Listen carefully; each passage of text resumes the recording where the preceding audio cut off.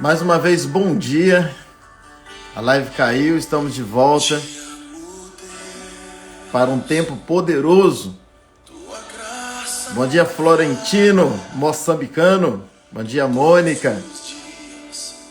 Bom dia, Matheus Teixeira Vieira. Que alegria te ver aqui, meu filhote. Bom dia, Charles, presbítero, pastor Charles. Deus é bom. Ele é sempre bom, apesar de nós. Bom dia, pastora Fátima. Que alegria te ver aqui nessa manhã novamente. Bom dia, Mônica. Deus é bom. Eu não me canso de dizer que Deus é bom. A gente precisa sempre lembrar que apesar de nós, Ele é bom. Como Deus, Ele é poderoso. Como Pai, Ele é bondoso. E como Jesus, Ele é cheio de autoridade, governo. Senhor de tudo. Aleluia. Boa tarde pro Florentino, isso aí. Aleluia. Gente, nós estamos numa série muito poderosa. E eu, particularmente, eu acho essa série muito poderosa. Eu tenho uma convicção plena que é o Espírito Santo usando a minha vida. Nada sou eu, tudo é a graça, é o favor dele.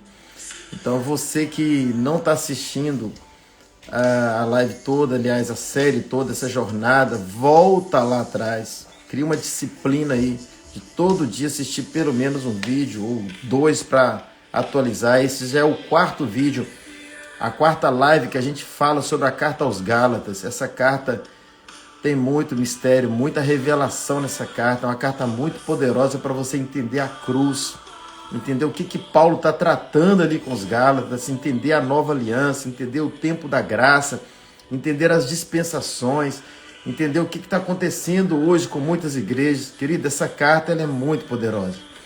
E lá no primeiro vídeo, no nosso primeiro momento, bom dia, Sara, bom dia, Luciene, bom dia, Dani, que alegria ver vocês aqui.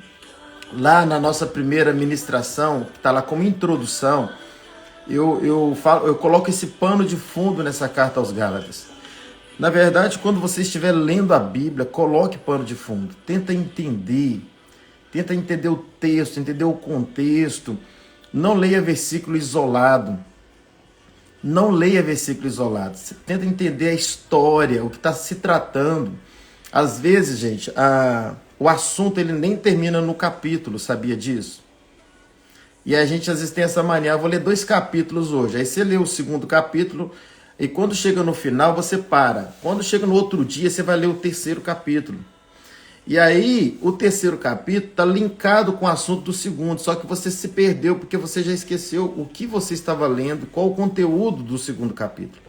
Então, eu não leio a Bíblia por capítulos, eu leio por assunto. Às vezes tem assunto que vai durar 3 capítulos, 4 capítulos, 5 capítulos. Então, a carta aos Gálatas é um assunto. A carta toda trata de um assunto. Trata de Paulo trabalhar na igreja da Galácia para que eles voltem à graça. Por quê? Porque eles misturaram a lei com a graça. O assunto é todo esse nessa carta. Todo esse. Tudo que se trata nessa carta é porque os Gálatas decaíram da graça. Eles não estavam vivendo mais a plena graça. E eu explico nessa primeira live o porquê disso. Por que a Galácia outrora estava na graça e depois estava já misturando a lei com a graça. Nessa primeira introdução eu falo sobre isso. Depois eu venho falando também na parte 2, na parte 3. E hoje a parte 4, nós estudamos, na lição passada, nós estudamos juntos aqui sobre o capítulo número 1. Ô Richard, que alegria te ver. Letícia, que bom te ver aqui também. Quanto tempo. Então, na aula passada, nós falamos sobre o capítulo 1 da carta aos Gálatas, que Paulo fica admirado, indignado com o que estava acontecendo com a igreja da Galácia. E aí ele escreve essa carta, uma carta de confronto, uma carta de correção, de correção de trajeto, de direção e de sentido para essa igreja. E aí a gente está aprofundando na semana passada, na verdade quando eu falo semana passada, na ministração passada, a gente aprofundou um pouco sobre esse outro evangelho. Eu vou entrar só um pouquinho nisso para a gente continuar aqui. Quando Paulo fala, não sei se vocês lembram ali no capítulo 1, que se alguém vier a pregar um outro evangelho, que não seja o evangelho que ele tenha pregado, que seja anátema, que seja amaldiçoado, isto é, não existe outro evangelho senão o evangelho que Paulo estava pregando. E qual era o evangelho que Paulo estava pregando? O evangelho da graça. Paulo foi chamado como apóstolo da graça. Ele foi chamado para pregar pós-cruz, no tempo que já tinha começado, que era o tempo da graça, que foi após a obra consumada, após o sangue derramado. Então ele estava dizendo que qualquer outro evangelho, qualquer outro evangelho que não seja o evangelho da graça, esse evangelho você precisa ser anátema a ele, isto é, amaldiçoe, discorde desse.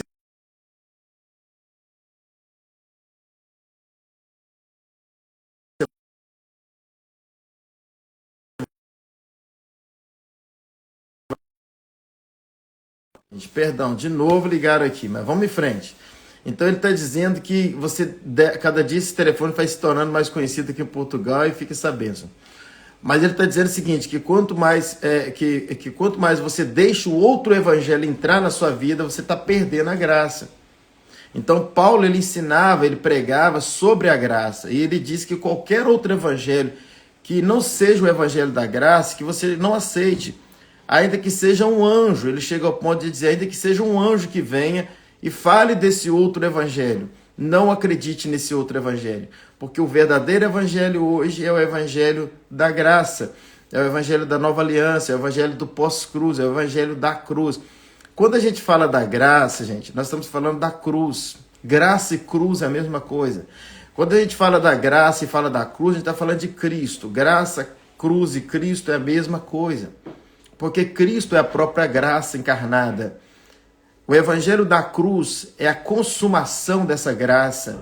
É o início desse tempo chamado tempo da graça. Então, quando a gente fala de graça, nós estamos falando de Cristo, nós estamos falando de cruz, nós estamos falando do pós-cruz, que eu e você tivemos o privilégio de nascer. Então, a gente precisa ser bíblico, sim. Mas melhor do que ser bíblico, eu sempre digo isso, é ser cristão. Seja cristão, seja mais do que Bíblia, seja cristão, encontre Cristo na Bíblia.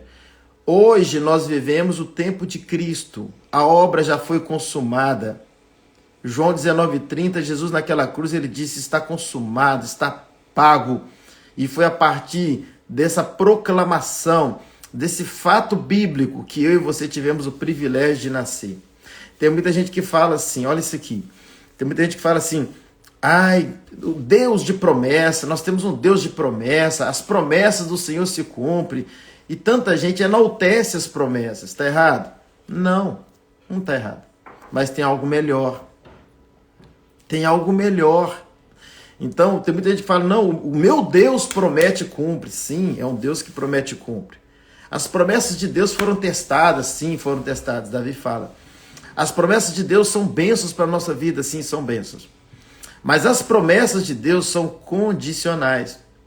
E quantas vezes eu e você não conseguimos cumprir a condição?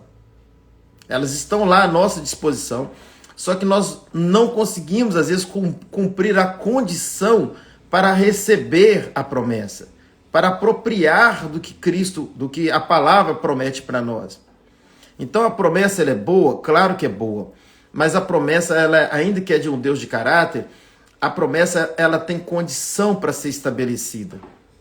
E aí você vai dizer sim, mas pastor, então a gente não deve viver as promessas? Sim, você pode até viver as promessas, mas a promessa ela não coloca fé no seu coração, ela não edifica a sua fé ao mesmo nível que o fato consumado edifica. Você quer ver um exemplo? Vamos imaginar que eu vou ao Brasil no final do ano de novo, e aí eu prometo ir até a sua casa, fazer uma visita para você. Até sem café, só mesmo para visitar você. Eu prometi, certo? Bom, até o final do ano vai ficar na promessa. E você ainda pode ter uma pequena dúvida no seu coração. Aí você vai assim, pastor, eu vou duvidar porque é você, Deus eu não duvido. Tá, só que quando você trata das promessas de Deus, você vê que ela tem uma condição que envolve você. Para cumprir a condição, aí você já duvida porque às vezes você não cumpre a condição. Você nunca é merecedor. Você está sempre devendo. Nós somos humanos, nós falhamos todo dia. E se você fica vivendo de promessa condicional, a incredulidade entra, porque às vezes você não cumpre a exigência para alcançar a promessa. Então vamos voltar ao raciocínio. E aí eu prometo que no final do ano eu vou na sua casa. E aí, até o final do ano, você vai ter uma semente de dúvida também. Vai ter, algum momento, vai ter a incredulidade. Será? Será que ele vem mesmo? Né? Então, essa dúvida não funciona na sua relação com Deus. Bom, aí chega o final do ano, eu vou na sua casa. Aí acabou a dúvida. Concorda? Aí não tem mais como ter nenhum tipo de dúvida. Você já pode falar, ele veio à minha casa. Ele falou que ia vir aqui em casa passear e ele veio, ele cumpriu a promessa. Então agora você vai ficar vivendo. Se você for falar para alguém, você vai falar assim, o pastor prometeu vir na minha casa. É isso que você vai falar? Não, você vai passar a falar o quê? Você vai passar a dizer assim, o pastor veio à minha casa. Veio, consumou. Então, você tem tanta convicção disso que, olha isso aqui. Eu estou usando aqui uma analogia para você entender. Se alguém chegar para você e falar assim, ele não vai na sua casa não, você vai dizer assim, realmente ele não vai, ele já veio. Ele já veio à minha casa. Então, muito melhor do que a promessa é o cumprimento dela. Concorda? Então, vamos lá. Todas as promessas que você vê na velha aliança, no tempo antes da cruz, foi cumprida na cruz. Então, eu não preciso mais viver das promessas que me levaram a entender a cruz. Hoje eu vivo da própria cruz. Então, não é mais um Deus que vai fazer. Ele prometeu, ele vai cumprir. Ele já cumpriu na cruz. Então, como eu e você temos que viver? Nós temos que viver uma vida crendo que a promessa ou as promessas já foram consumadas na cruz. Por isso que Jesus fala, está consumado. Em outras palavras, está dizendo, eu cumpri as promessas. Ele cumpriu a lei, ele cumpriu os profetas, ele cumpriu a cruz. Porque a lei, o homem não conseguiu pagar, os profetas anunciou quem pagava, ele foi para a cruz e pagou. Então hoje não viva mais somente da promessa, viva além da promessa, viva da obra consumada, viva do que já foi cumprido na cruz. Não é mais um Deus que vai fazer, pelo amor de você. Compreenda isso, não é mais um Deus que vai fazer, é um Deus que já fez. Deus ele não vai te curar. Você está enfermo? Deus não vai te curar. Não ore assim, não ore pedindo a Deus que te cure. Mas como que eu vou orar então? Você vai orar declarando que Jesus já te curou. Porque a promessa já foi cumprida. Quando Isaías fala, verdadeiramente ele tomou sobre si as nossas dores, pelas suas pisaduras nós fomos sarados. Isaías estava antes da cruz. Quando Jesus sobe à cruz, ele levou definitivamente as nossas dores. Aí Pedro já vai dizer, olha só, Pedro já fala assim no capítulo, na primeira carta, no capítulo 2, versículo 24. Ele fala assim, pelas pisaduras de Cristo, fostes sarados. Fomos sarados. Já somos. Não, eu creio que Deus vai me abençoar. Porque Ele promete que vai me abençoar. Porque Ele é bom. Aí você faz aquele enfeite todo e fica até bem bacana. Aí você fala, não, eu vou ser abençoado porque Deus é bom. Não, você não vai ser abençoado. Você não vai ser abençoado. Você já é abençoado. Independente de você. Eu e você, nós já somos abençoados. Efésios 1:3. Bendito seja... Aí, olha só, é um texto depois do cumprimento. Depois da cruz. Aí Paulo diz aos Efésios 1:3. Bendito seja o Deus Pai de nosso Senhor e Salvador Jesus Cristo. Olha só, olha o verbo. Que nos abençoou, pretérito perfeito. Que nos abençoou. Então olha como a igreja anda. A igreja anda buscando o que já é dela. Eu costumo dizer, perdão pela ilustração aqui, mas é como um cachorro que fica rodando. Já viu a cena de um cachorro rodando querendo pegar o rabo dele? O rabo já é dele, ele fica tentando pegar com a boca. Mas já é dele. Então, muitas vezes a gente se comporta assim. A gente está buscando o que já é nosso. Efésios 1:3 fala, bendito seja o Deus Pai de nosso Senhor Jesus Cristo, que nos abençoou, pretérito perfeito, passado. Olha só, com todas as bênçãos espirituais nas regiões celestiais em Cristo. Então Cristo já morreu, então ele já nos abençoou. Então hoje você não vai em algum lugar, num monte, numa madrugada, no jejum, em alguma coisa, num projeto espiritual que você faz para buscar a sua bênção. Você vai porque você já é abençoado. Você não ora para receber, você ora para que o seu coração creia que já é seu. Por quê? Porque não é mais promessa, é cumprimento. Não é mais promessa, é fato bíblico. É fato cruz. Já aconteceu, já se cumpriu. E a cruz é maior que todas as promessas, sabia? A cruz é maior, na cruz está todas as promessas. Então, querido, viva da graça. O que é a graça? A graça é o privilégio que eu e você temos de viver promessas cumpridas. Um Deus que chega antes, um Deus que já fez, um Deus que já consumou. E esse era o evangelho de Paulo, porque Paulo recebe o evangelho não na promessa, mas Paulo ele recebe o evangelho no cumprimento. Paulo ele já recebe a bênção, Paulo não recebe uma condição para ser abençoado. Paulo já recebe a cura, não recebe uma condição para ser curado. Paulo já recebe a salvação, não uma condição para ser salvo. Então Paulo é aquele que veio depois do cumprimento da promessa. Paulo é aquele que veio no tempo onde não era só a promessa, já existia o cumprimento. Os 12 discípulos estavam ali ouvindo sobre o que ia acontecer ainda. Então eles viviam um tempo mesmo que estava muito perto, mas um tempo que ainda era o tempo da promessa. Mas Paulo não. Paulo ele nasceu de novo, ele foi salvo já no tempo do cumprimento. No tempo onde as promessas já tinham sido cumpridas, que é melhor do que a promessa. Não que a promessa não seja boa, mas muito melhor do que a promessa é o cumprimento da promessa. Quem está entendendo, diga amém aí. Bom, vamos dar uma paradinha aqui, que é o que a gente faz de praxe. Dá uma convidada aí na turma aí, não custa nada, clica nesse aviãozinho aí até o seu dedo gastar e vai chamando gente aí para participar com a gente, que vai esquentar daqui a pouquinho. A gente vai aprofundar agora no tema, que é o que a gente está tratando. Eu tenho certeza que o Espírito Santo vai falar muito ao nosso coração. Já está falando. Assim, já é uma cultura essa introdução aqui, né, gente? Eu nem forço nada aqui, mas de uma forma bem natural já acontece esse momento aqui da gente falar um pouquinho antes de começar. Bom, então já não posso colocar todo mundo aqui, senão eu não ministro. Mandei para uma turma aqui, manda aí também. Então é isso, espero que você esteja entendendo o que a gente está falando aqui, que a gente tem esse privilégio de viver no tempo da nova aliança, no tempo da obra consumada, no tempo que as promessas foram cumpridas. E Paulo, então, ele foi salvo nesse tempo, num tempo melhor do que a promessa, que é um tempo do cumprimento de todas as promessas na cruz. O Paulo é o pós-cruz, como eu e você. Então, os ensinamentos de Paulo, o evangelho de Paulo é o nosso evangelho. Primeiro, por ser um evangelho pós-cruz, e segundo, por ser um evangelho pregado aos gentios. E nós, a maioria de nós, somos gentios convertidos ao cristianismo.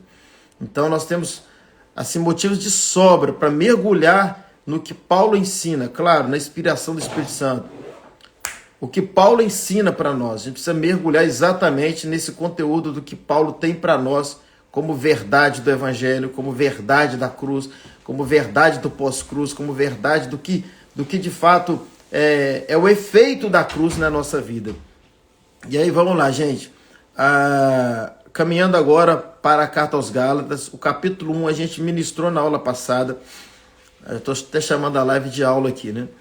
E aqui no capítulo 2, iniciando agora o capítulo 2, Paulo ele continua falando, né? Contando para os Gálatas, ele começa contando um pouco da história, do que aconteceu com ele. E aí agora ele aprofunda um pouco mais no capítulo 2 e ele fala assim: depois passados 14 anos, isto é, ele foi a Jerusalém, aí ele voltou para as regiões dos gentios, e depois que passaram 14 anos, o texto diz para nós: eu subi outra vez a Jerusalém com Barnabé. Aí agora ele já leva um discípulo dele, levando também comigo a Tito. Leva, na verdade, dois. Ele leva com ele Barnabé e Tito. Ele volta para Jerusalém. E o texto diz para nós: e subi devido a uma revelação. E lhe expus o evangelho. Ele está contando aqui para os Gálatas. E lhe expus o evangelho que prego entre os gentios. Então ele vai lá em Jerusalém. Gente, se vocês estão seguindo as lives anteriores, vocês estão entendendo o que a gente está tratando aqui, tá? Ele vai lá onde os apóstolos estavam, pregando o evangelho ali para os judeus. Então Paulo chega nesse lugar e o que ele diz aqui? Ele foi lá para expor uma revelação do evangelho que ele pregava entre os gentios, que éramos nós. Então ele fala que ele foi pregar o evangelho entre os gentios, mas em particular aos que eram de destaque. Isto é, ele foi lá para compartilhar com aqueles que de fato eram de destaque, vamos dizer assim, os líderes lá, para que de algum modo não estivesse correndo ou não tivesse corrido em vão. Aí ele fala assim: mas nem mesmo Tito, que estava comigo, embora sendo grego, foi constrangido a circuncidar. Olha o que aconteceu aqui. Lá em Jerusalém, ele estava tão preso nesse evangelho da graça, misturado com lei, com as regras da lei, que quando eles encontraram com Paulo, Tito e Barnabé lá, pelo que o texto diz, é meio que eles chamaram Tito num canto e falaram assim: vem cá, você é crente? Sou. Aí é aquela conversa que eu já falei. Mas você já circuncidou? Não. Então eles ficaram tentando convencer Tito que tinha circuncidar. É o que o texto está dizendo. E isto por causa dos falsos irmãos intrusos, os quais furtivamente entraram a espiar a nossa liberdade. Você vê demais isso hoje, gente. Por isso que eu falo que essa carta da Galácia tem muito a ver com muita gente hoje. Então, quando você vive a graça pura, quando você entende o evangelho da graça, as pessoas, às vezes, que você até compartilha, não conseguem entender. E, de certa forma, eles tentam furtar isso. Eles tentam, não, mas não é assim, e fica aquela discussão, não é, não é. Então, nessa hora, você precisa ter muita graça, porque se você está vivendo a graça, você precisa praticar a graça. E o texto está dizendo para nós aqui que eles entraram a espiar a nossa liberdade. Vamos ver se eles mesmos estão vivendo. Que evangelho é esse que eles estão vivendo? É isso que Paulo está dizendo. Que temos em Cristo Jesus para nos escravizar. Olha isso aqui, gente. Olha, vou ler de novo. Isto por causa dos falsos irmãos. Então eles quiseram circuncidar Tito lá em Jerusalém, quando Paulo foi lá com Tito e com Barnabé.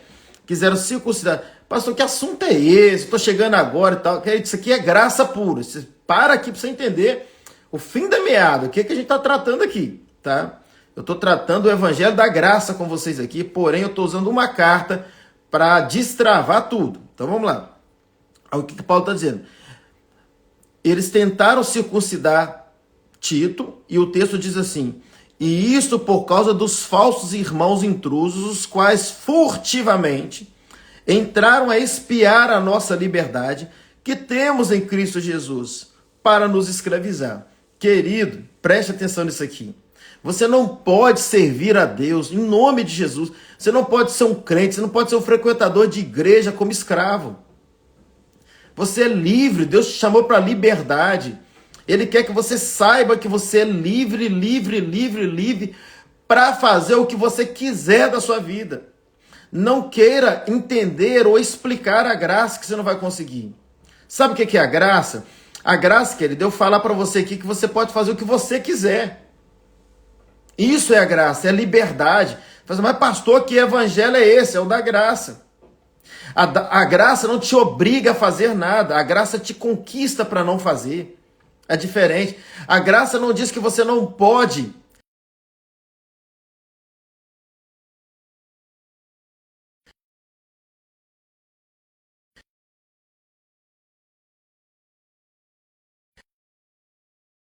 Uma bênção aqui. O povo tá ligando. A graça não te obriga a fazer nada. A graça te empodera.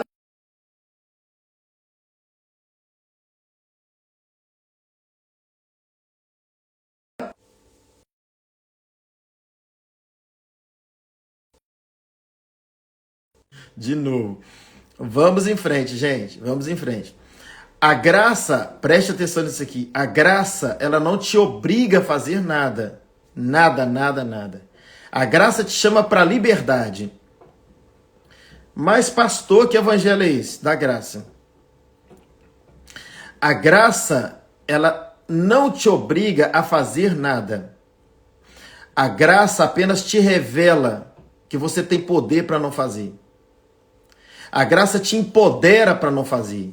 Quando Paulo vai dizer em Romanos capítulo 6, versículo 14, que nós não temos mais, o pecado não tem mais domínio sobre nós, isto é, nós que agora dominamos o pecado, o que é isso? É porque agora você ficou forte.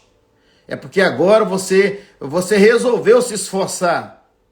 É porque a sua natureza humana mudou. Não é por nada disso. Ele está dizendo porque o Espírito Santo passou a habitar em você. E o Espírito Santo é a própria graça. Então a graça que está dentro de você é que te dá governo sobre o pecado. Deus não te chamou para deixar de fazer alguma coisa no seu esforço. Deus não te chamou para você ter uma obrigação de ser crente, obrigação de ler Bíblia, obrigação de orar, obrigação de ir para a igreja, obrigação de amar, obrigação de entregar dízimo. Não é nada disso. Não é nada disso. Deus te chamou para entender a graça. E a partir do momento que você entende a graça, você deixa de fazer essas coisas ou faz outras coisas que Deus quer que você faça por amor. A graça te remete ao fazer, mas não mais porque não pode ou porque tem que fazer, mas te remete ao fazer ou deixar de fazer por amor. A graça muda a sua motivação e te dá poder para viver essa nova vida. Então, a graça, não tenta explicar a graça. Eu fico olhando esses livros de graça que tenta explicar a graça, vai confundir, porque muita gente vai falando da graça, graça, graça, graça, e depois eles colocam assim, mas, quando eles entram com mas, bagunçou a graça. Porque se eu começar a colocar aqui alguma responsabilidade da graça que você tem por causa da graça, eu comecei então a dizer para você que não é tão de graça assim. E é de graça. A lei é de fora para dentro, mas a graça é de dentro para fora. A lei te obriga, a graça te conquista. Então você não faz mais ou deixa de fazer porque alguém mandou você fazer ou deixar de fazer.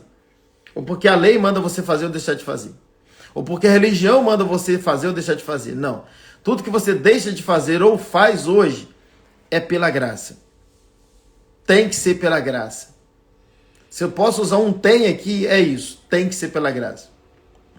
Tem que ser por amor. Então a graça te liberta da escravidão. Por que para muita gente está pesado ser religioso hoje, ser crente, estar numa igreja? Tudo está pesado, porque está fazendo no esforço, na força. E tudo que você faz na força, primeiro te cansa, segundo é um modelo escravo. Então a graça te ensina que não é na força, é no prazer.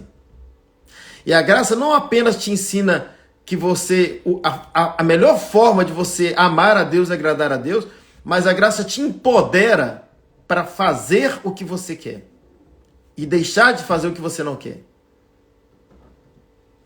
Tem muita gente que usa aquele texto de João 8, da mulher adúltera, para explicar a graça. Olha que Deus bom. Olha o que Jesus falou para aquela mulher. Se ninguém te condena, eu também não te condeno. Vai, não peques mais. É um texto muito bonito para explicar a graça. Mas ali ainda não tem uma graça completa. Até porque Jesus não havia morrido ainda. Tem graça no texto? Claro que tem graça. Tem muita graça no texto. Mas Jesus faria diferente hoje. Melhoraria isso ainda. Sabe o que ele diria? Olha o que ele disse lá, vai, não peques mais. Em outras palavras, sabe o que Jesus disse para ela? Vai, se vira. Não peques mais. Eu estou te perdoando aqui, mas você tem que ir e não pecar mais. Em que força? O Espírito Santo ainda não habitava dentro do homem. Ela não estava andando mais com Jesus porque ela se distanciou. Ela tinha um pecado, ela tinha uma escravidão. Ela tinha um problema.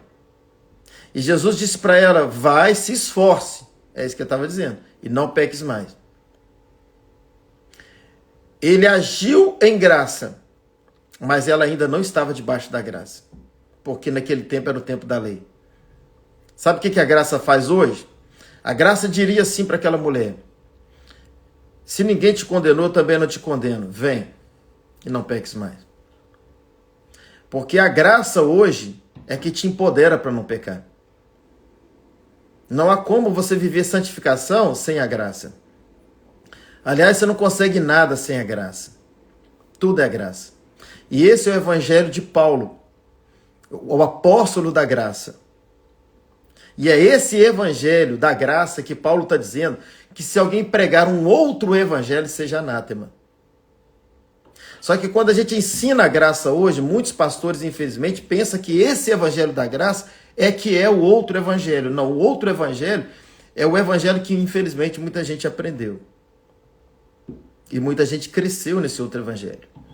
E assim, eu não estou aqui para criticar esse outro evangelho, foi ele que nos salvou e que nos sustentou até hoje. Mas existe um evangelho, que é o evangelho da graça. E esse evangelho da graça, ele precisa ser resgatado nas igrejas. O outro evangelho trouxe lei, trouxe fermento, trouxe o peso, a escravidão. Mas o evangelho da cruz é o evangelho deixa eu reformular. O evangelho da cruz é o evangelho que quem fez foi Cristo. Então não é nada que você faz para ser. É tudo que você é para fazer. No tempo de Jesus ele agia em graça, mas ainda era tempo da lei, que só se consolida na cruz. Muito bom, Eliana, é isso mesmo. Então, a graça não te obriga a fazer nada, a graça te chama para a liberdade. Bom, eu gosto de usar um exemplo aqui que te ajuda. De vez em quando eu uso, e talvez eu vou estar repetindo para alguém aqui, eu peço até perdão. Mas tem gente aqui que talvez nunca ouviu esse exemplo. Imagine uma cena seguinte, é uma ilustração aqui para a gente entender. Imagine você que está aqui, que está casado, você que é casado. Aí, você, homem que é casado, você vai fazer uma viagem de 15 dias e você vai dizer assim para sua esposa: meu bem, seguinte, eu vou viajar 15 dias. 15 dias é tempo suficiente para você me trair. É um exemplo, tá, gente? 15 dias é tempo suficiente para você me trair. Porque eu não vou estar aqui, não vou estar te vendo, você faz o que você quiser, você pode me trair. Só que quando eu voltar, se eu souber que você me traiu, eu vou te matar. Isso eu te garanto que eu vou te matar. A única coisa mínima que eu posso fazer é tirar a sua vida. Perdão. Então, fique sabendo disso. Essa é a sentença sua. Se eu souber que você me traiu, ele vai lá, pega o revólver lá na prateleira, põe em cima da mesa, tá vendo aqui? Tá carregado. Vou piorar a situação aqui. Presta atenção nisso aqui. Então, se você me trair, eu te mato. Eu vou voltar daqui 15 dias e faz um monte de ameaça. Faz um monte de ameaça. E ele vai embora. Passados 15 dias, ele volta. E ele chega para ela e fala assim: e aí? Como é que foi seus 15 dias? Ah, foi tudo bem e tal. Deixa eu te perguntar, você me traiu? Aí ela diz assim: não, pelo amor de Deus, eu não te traí, é claro que não, isso aqui e tal. Pronto. Mas o que vai passar na mente daquele homem pro resto da vida? Eu sei porque que ela não me traiu. Eu sei. Ela não me traiu porque se ela me traísse, ela sabia que ela ia morrer. Então ela não me traiu por outro motivo qualquer, ela me traiu, não me traiu. Ela não me traiu por medo da morte. Medo de morrer. Ele vai sempre pensar desse jeito. Essa é uma cena, tá? Agora vamos pensar a mesma cena com o mesmo casal. A pessoa vai viajar 15 dias, não vai entrar nesse assunto, nem arma em casa tem, nada disso, esquece isso tudo. É um outro cenário agora. Ele chega para a esposa, dá um beijinho nela e vai embora, para os 15 dias dela. Quando ele volta, ele senta com ela e fala assim, ele nem tratou esse assunto com ela, nada, esquece. Só que depois de 15 dias ele resolve tratar esse assunto. Ele fala assim: vem cá, eu fiquei esses 15 dias fora, você me traiu? Aí ela vai olhar para ele e vai dizer assim: como? Não entendi. Não, tô te perguntando, você me traiu nesses 15 dias que eu fiquei fora? E ela vai dizer assim: Não. Que pergunta é essa? Aí ele vai fazer uma outra pergunta, vai dizer assim, mas por que você não me traiu? Aí ela vai dizer assim, mas eu vou te trair por quê? Não há razão. Você é o amor da minha vida. Não há ninguém nessa vida para mim mais importante que você. Ninguém me preenche mais que você. Eu não tenho nenhum motivo para te trair. Eu te amo incondicionalmente. Você é o homem da minha vida. Eu sou feliz com você. Ninguém nessa terra vai me fazer mais feliz. Não tem espaço no meu coração para outro homem, senão para você. Sabe o que eu acabei de dar de exemplo aqui? Da lei e da graça. Lei e graça.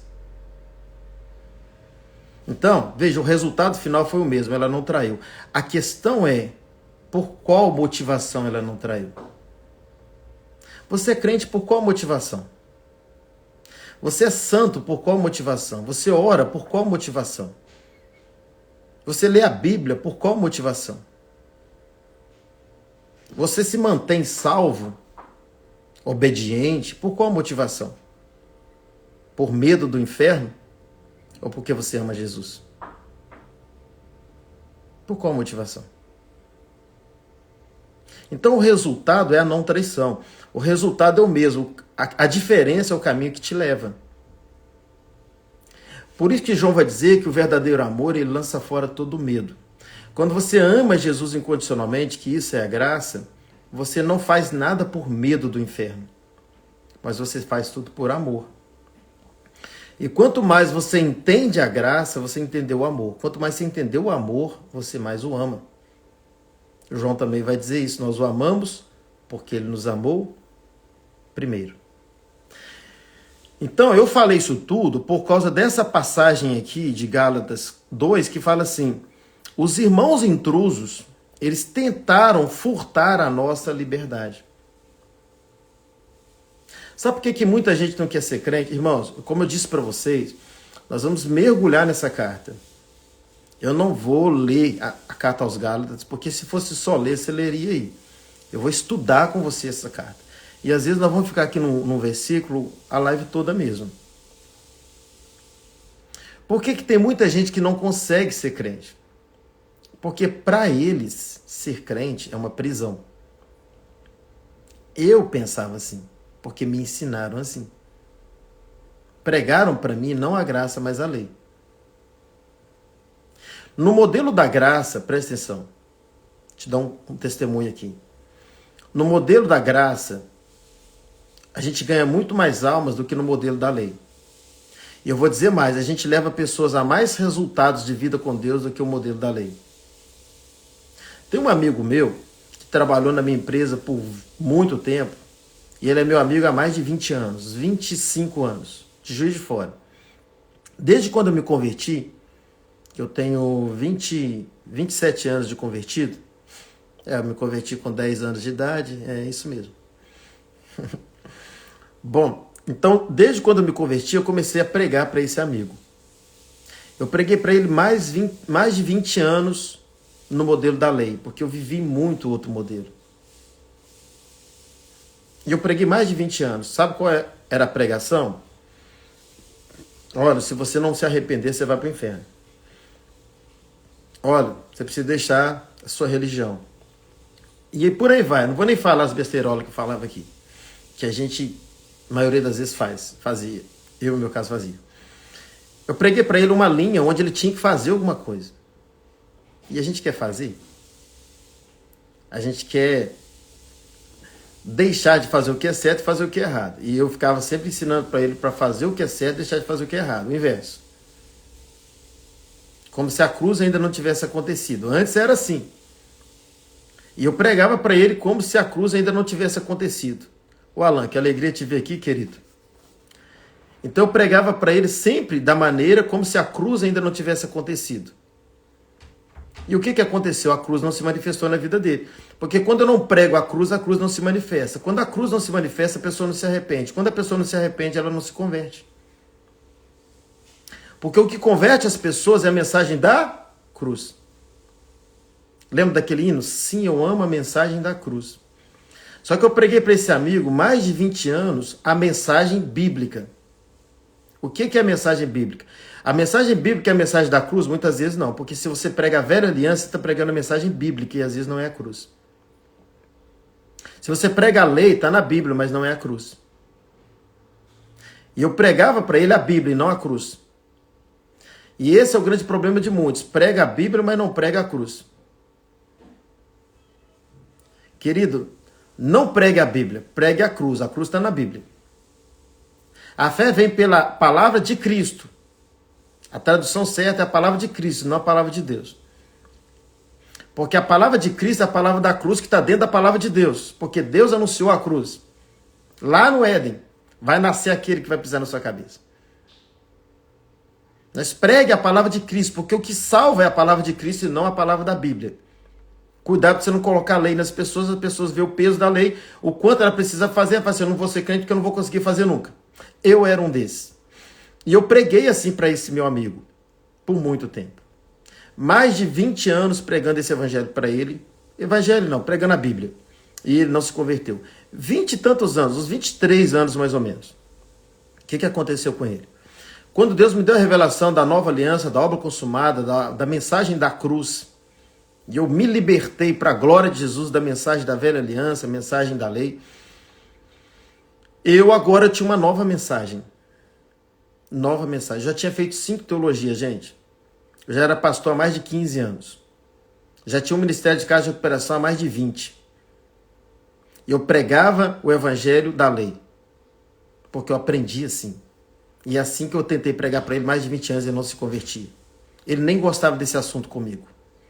Até que um dia, eu agora com a revelação da graça, do favor de Deus, da obra consumada, ele me ligou, na minha casa lá em Juiz de Fora tem uma sauna muito bacana.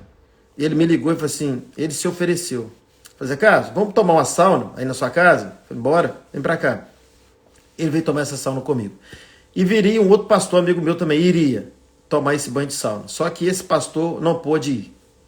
Foi uma provisão de Deus. Aí ficou eu e ele dentro da sauna. Por umas 3 horas. A gente ia, tomava ducha, voltava. Qual o assunto que começou? Evangelho.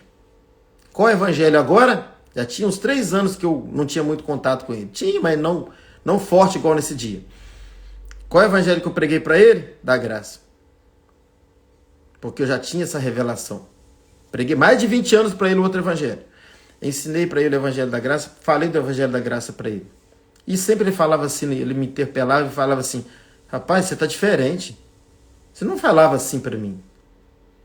E eu fui ensinando ele, falando de graça para ele, graça, graça, graça, graça. E o que aconteceu? Ele foi embora.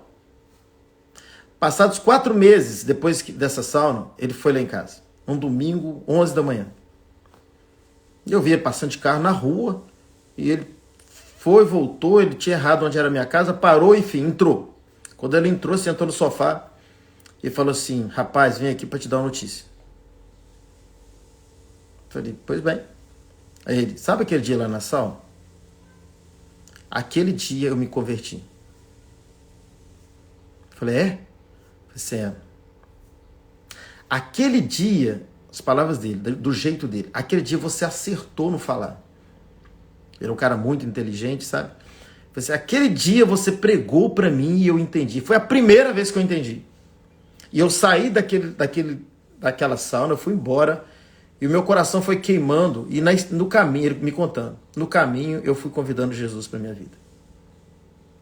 E eu aceitei Jesus como meu Salvador. Eu vim aqui para te dar essa notícia. E ele foi além. Falei, eu quero batizar. Resumindo a história, foi bem perto da minha vinda aqui para Portugal. Resumindo a história, ele falou assim, eu preciso que você faça o meu batismo antes de você ir para Portugal. E eu agendei um batismo fora de data. Aí teve mais pessoas que batizaram também. E ele desceu as águas. E até hoje, na presença do Senhor. Então, querido, Paulo, quando ele fala dessa liberdade, a liberdade não é tirada do crente. Porque senão é outra prisão. Infelizmente, tem muitas pessoas que vivem na igreja uma outra escravidão. Lá era do pecado e agora é de Deus. Porque enquanto você tiver lei misturado com graça, você tem Deus. Agora, quando você entender a pura graça, você tem um Pai que é Deus. Deus, ele é o soberano, é o poderoso. Mas quem te ama é Deus na figura de Pai. E isso é graça. E para você saber de Deus na figura de Pai, você tem que saber que você é filho. E é por isso que você precisa resgatar a sua identidade. E entender que a sua identidade não é identidade de escravo. Não é uma relação de um escravo com o Senhor. É uma relação de um filho com um pai. E é exatamente isso que Paulo está dizendo aqui aos Gálatas, no capítulo 2, versículo 4. Que aqueles falsos irmãos intrusos, eles quiseram colocar lei na graça.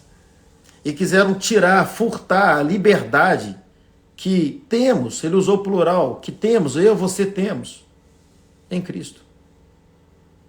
Então, eu não vivo no pecado, não é por medo do inferno. Eu não fico praticando pecado, não é por medo do inferno. Perdão. Eu não deixo de viver o pecado. Eu falei errado. Eu não deixo de pecar, eu não me santifico, eu não faço nada disso, obedeço por medo do inferno. É bom que eu não faça por medo do inferno. É bom, é menos pior. Mas o melhor mesmo é eu não fazer por amor a Cristo. Eu não fazer porque eu entendi o Evangelho. Tem que ser por amor. Tem que ser por amor. Se há um único tem, é esse. Tem que ser por amor. O resto não é tem. É de dentro para fora, não é de fora para dentro. Senão não é liberdade. Você é livre. E o bom é você saber que você é livre e ainda assim você quer viver santificação. Você dizer assim, eu posso, mas não quero.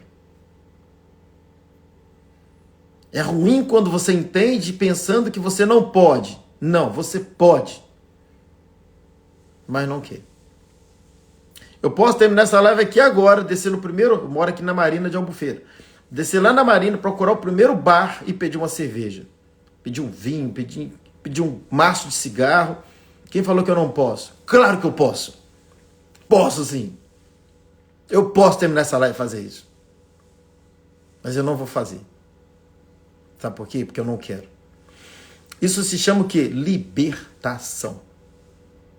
Que está dentro da liberdade. Então você tem liberdade, mas ainda assim você sabe que não vale a pena. Se pois o Filho vos libertar, verdadeiramente sereis livres. Então eu não sou escravo, eu não ando pela rua e vendo que não pode fazer, e eu fico, meu Deus, eu não posso, me ajuda, eu não posso, eu não consigo, eu não posso. Não. Isso não é libertação, isso é uma prisão. Eu ando pelas ruas vendo tudo que é pecado e eu não faço porque o meu coração não quer isso. Eu não desejo, não tenho prazer nisso mais. Eu não quero mais. Isso é graça. Só a graça pode fazer isso com você. Só a graça pode transformar um homem que era viciado na cocaína, passar a ter nojo da cocaína. Era viciado na bebida, ter nojo da bebida. Era viciado em qualquer outro tipo de pecado, hoje tem nojo do pecado. Isso não acontece humanamente falando. Somente a graça. Só o favor de Deus. Não é esforço. O esforço até funciona, mas a pessoa fica escrava do esforço. Mas quando você entende a graça, você é liberto por essa graça. Essa graça te empodera para fazer o que você quer fazer e deixar de fazer aquilo que você não quer fazer. E Paulo estava dizendo aqui que os irmãos intrusos que vieram de Jerusalém para Galácia estavam importunando eles, tentando furtar a liberdade de Cristo. E o texto continua dizendo e fala assim, aos quais nem ainda por uma hora cedemos em sujeição. É isso que você precisa fazer. É isso que você precisa fazer. Gente, como eu falei, eu não vou correr aqui. Já vou terminar hoje aqui, tá bom? Só o versículo 5. Ele fala assim, aos quais nem ainda por uma hora, uma horinha, cedemos em sujeição, para que a verdade do evangelho permanecesse entre vós. Isto é, ele está dizendo o seguinte, perdão, gente, ele não cedeu a esse outro evangelho.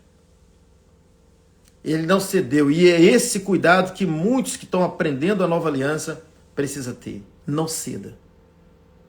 Não ceda. Se você tem tido a revelação da graça, a revelação da obra consumada, a revelação que tudo que você faz é por amor a Deus e não por força de uma lei, por dogma de uma igreja, por costumes de uma igreja, porque pastor mandou fazer. Se você tem hoje por revelação que tudo que você faz para Deus é por amor, que tudo que você deixa de fazer também é por amor, você tem a revelação da graça. E Paulo está dizendo, eu não cedi. Pastor Célio, que alegria tê-lo aqui. Renata também, Rodrigo, que alegria ter vocês aqui. Mas a turma que está para cima aqui, que eu não consigo ver mais aqui. Então preste atenção. Quer servir a Deus? Quer fazer a obra de Deus? Quer obedecer a Deus? Quer ler a Bíblia? Quer orar? Quer jejuar? Quer evangelizar? Quer fazer todo o hábito cristão? Faça por amor. Porque se você não fizer por amor ou por qualquer tipo de interesse, a sua obra é de palha, feno e madeira. E no dia do fogo ela será provada. Preste atenção. Perdão, no dia da prova ela será queimada. Troquei aqui. Preste atenção, faça tudo por amor. E quanto mais você entende a graça, você entende como é fazer por amor. O resultado é o mesmo. Deus espera de nós santificação, obediência, fidelidade, compromisso, abnegação, sabe, vida de noiva, de renúncia, de entrega. Uma noiva pronta e preparada para o arrebatamento. Mas não por força de uma imposição de um pastor. Não, pela graça. Nós, como pastores, temos o privilégio, ao mesmo tempo, a responsabilidade de ensinar essa graça. Ensinar um povo a vencer o pecado pela graça, a ser santo pela graça, a ser obediente pela graça, a amar pela graça. Tudo é por causa da graça. Tudo é por causa da graça. Então, gente, eu já vou encerrar por aqui, já está dando 1 hora. Mas você que está aqui comigo agora, chegou no final, só te situando, nós estamos aqui numa jornada da Carta aos Gálatas, que para mim é uma carta muito poderosa. Quando você compreende essa carta, quando você compreende o pano de fundo, por que Paulo escreve essa carta, o que estava acontecendo com a Galácia, facilita muito o seu entendimento da graça. Facilita o entendimento da nova aliança. Fica leve para os pastores. Fica leve. Porque a gente fica trabalhando o comportamento de um povo. Está errado. Eu tenho que trabalhar a identidade e a natureza deles. O comportamento é fruto de uma identidade e a natureza. O fruto vem depois. Então ensina o povo como eles devem andar em fidelidade. Como eles devem andar em obediência, em compromisso, em santidade. E é tudo pela graça. A graça que está no pastor está nos membros. O Cristo que está em mim comunica com o Cristo que está em todos os membros. E isso é o corpo. Ele é a cabeça do corpo que somos nós. Fica muito mais leve. Até porque a igreja não é nossa, a igreja é do Cristo da graça. Então, gente, a gente está falando sobre essa carta aos Gálatas, que é muito poderosa para você entender a graça, entender a nova aliança, o que Paulo está tratando, está falando. Eu encorajo você, que tem fome, você quer crescer em conhecimento, você assistir, agora já são 4, tá? Assistir, está aqui no Instagram, a parte 1, 2, 3, 4, introdução desse mergulho, dessa jornada, essa carta tão poderosa que é a carta aos Gálatas. Então, se você não assistiu, assista, por favor, assista a introdução, parte 1, parte 2, parte 3, que acho que é essa parte 3, né? Ou 4, não me lembro. Assista, isso vai descortinar, vai destravar, vai te levar para um outro nível de compreensão dessa maravilhosa graça. O filho faz o que vê o pai fazendo, intimidade, glória a Deus, muito bom, muito bom. E ele já tem a essência do pai, né, Leandro? O filho tem o DNA do pai, se o pai é santo, é fácil o filho ser santo. Santidade, gente, é muito mais do que, presta atenção nisso aqui. Eu poderia ficar falando com vocês aqui até o meio-dia de vocês aí. Alan, que alegria te ver aqui. Presta atenção. Santidade, gente, preste atenção isso aqui para a gente encerrar. Santidade é também, mas a força da santidade não está no comportamento. Isso é modelo escravo. Isso é modelo escravo. A força da santidade não está no seu comportamento. A santidade é muito mais uma questão de natureza do que de comportamento. O comportamento é um resultado da natureza. A natureza é um resultado da identidade.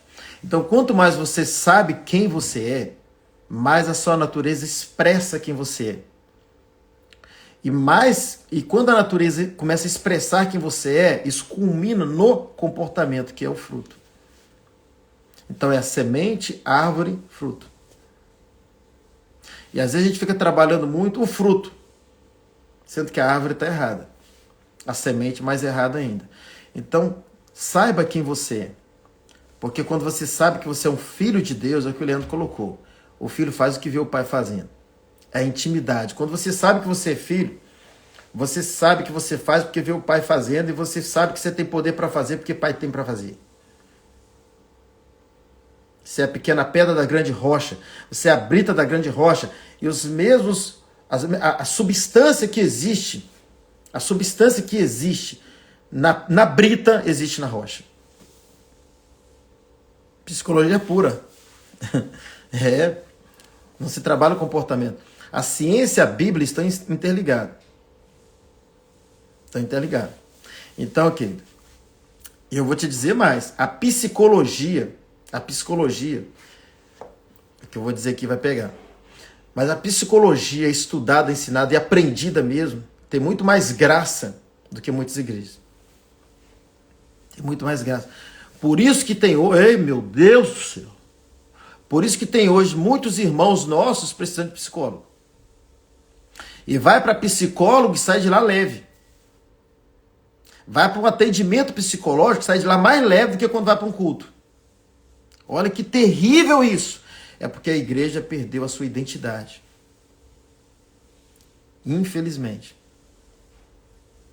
A igreja não entendeu a graça. Aliás, foi salvo até muitos pela graça, mas não compreendeu, não sabe nem ainda que graça é essa. E Paulo está resgatando na igreja da Galácia essa graça. Por isso que ele fala um pouco à frente, vocês decaíram da graça. Gente, já deu 1 hora aqui. Deus é bom, sempre bom que vocês tenham aí um fim de semana poderoso, e vão ter, porque é pela graça, está tudo pago, tudo consumado. Se você chegou depois, assista a live toda, assista ela toda para entender melhor o fim da meada, do que a gente está tratando. Continue nessa jornada com a gente.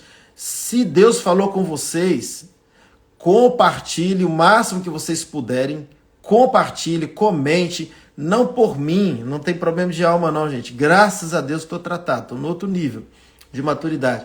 Mas é porque o Instagram entende que é de relevância o assunto, e o próprio Instagram, o algoritmo do Instagram, dá uns compartilhamentos também.